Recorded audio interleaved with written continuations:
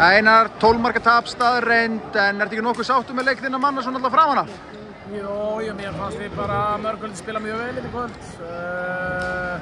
Mér fannst við sóknarlega, við vorum að fyrst skipti bara spila 7-6. Mér fannst við leysa það mjög vel, sérstaklega hérna í uppæði seinni hálfleiks, frábær. Mér fannst vörnin eiginlega alla leiki mjög góð, það er farið að segja að fá 38 marka pásu, en ég hefði viljað fá miklu betri markvörslur. Ég var mikið inn í þar, mínum mati. Mér fannst við verðskulda fleiri boltavarða í þessu leik miðað við hvernig vörnin var, og svo náttúrulega auðvitað kannski hægt að segja það að þetta 7-6, kannski einhvern veginn að mörguleiti ekkert mjög skemmtilegt fyrir markmenn, og það nú bara einhvern veginn þannig, en já, mér fannst ég bara gera margt mjög vel í þessu leik, og þú veist, ég hefði alveg getað búist við þessu verra, sko, þetta bara vikuna það.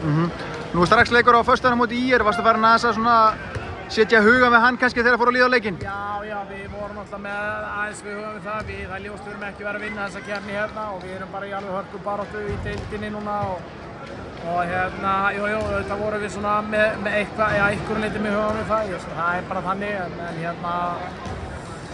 og við þurfum bara að dreifa álæginu, þú veist, það eru margir leikir á stuttum tíma, með stuttum millibili, þannig að það er bara þannig, og mér fannst ég bara að gera það ágætlega í dag, en eftir að það kom í ljós á föstudaginn, hvernig menn verða andlega og líkamlega. Það er kannski challenge okkar. Þú veist, challenge okkar er ekki að mæta í þessa leiki. Ég held að challenge okkar verða að mæta í leikinn sem er í deildinni. Það verður okkar helsta verkefni.